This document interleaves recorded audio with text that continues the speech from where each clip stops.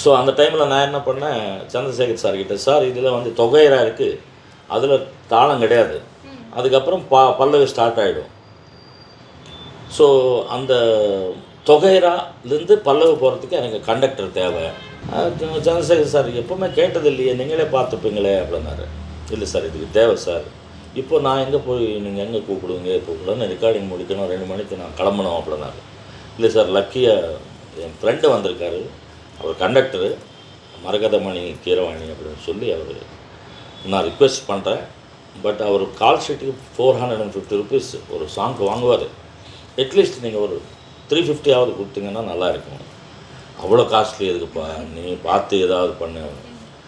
சரி நானும் கீரவாணி சார் நம்ம கூப்பிட்டுட்டு நீங்கள் வந்து ஒரு 2 வாரத்து நம்ம சும்மா ஆக்ட் பண்ணுவோம், நான் வந்து தப்பு பண்ண மாதிரி பாடுவேன், நீங்கள் கட்டுன்னு சொல்லுங்கள், அப்போ தான் அவர்கிட்ட கேஷ் வாங்கினா கூட வேல்யூபுல்லாக இருக்கும் அப்படின்னு. நான் பாடும்போது அவர் மெஸ்மரைஸ் ஆகிட்டு அவர் கட்டுன்னு சொல்ல மறந்துட்டார். நானே கட் பண்ணிட்டு இருந்தேன்.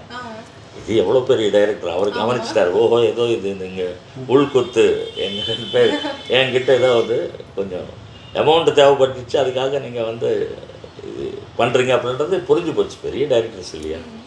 ஸோ அதுக்கப்புறம் கனெக்ட் பண்ணார், அந்த சாங்கை முடிச்சிட்டோம். நானும் கல்பனா அப்படின்னு சொல்லி சிங்கர் இப்போது பிரபலமாக இருக்காங்க, அவங்க அப்பா ராகவேந்தர்னு சொல்லி அவரும் கூட பாடியிருந்தார்.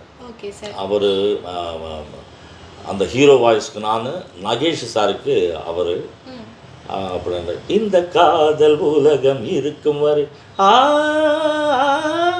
கவாலின்னா மேலே இருக்கும் இல்லையா, அந்த மாதிரி கஷ்டப்பட்டு பாடி முடித்த பிறகு கரெக்டாக 200 ரூபாய் எடுத்து கீரவாணி சார்கிட்ட, உங்கள் கண்டக்டருக்கு இப்போ திடீர்னு வந்தீங்க, என்கிட்ட ரெடியாக நான் வரல, அதனால் 200 வச்சுக்கிங்க அப்படின்னு என்னை மீட் பண்ணாமலே அவர் கையில் கொடுத்துட்டு அனுப்பிச்சிட்டாரு.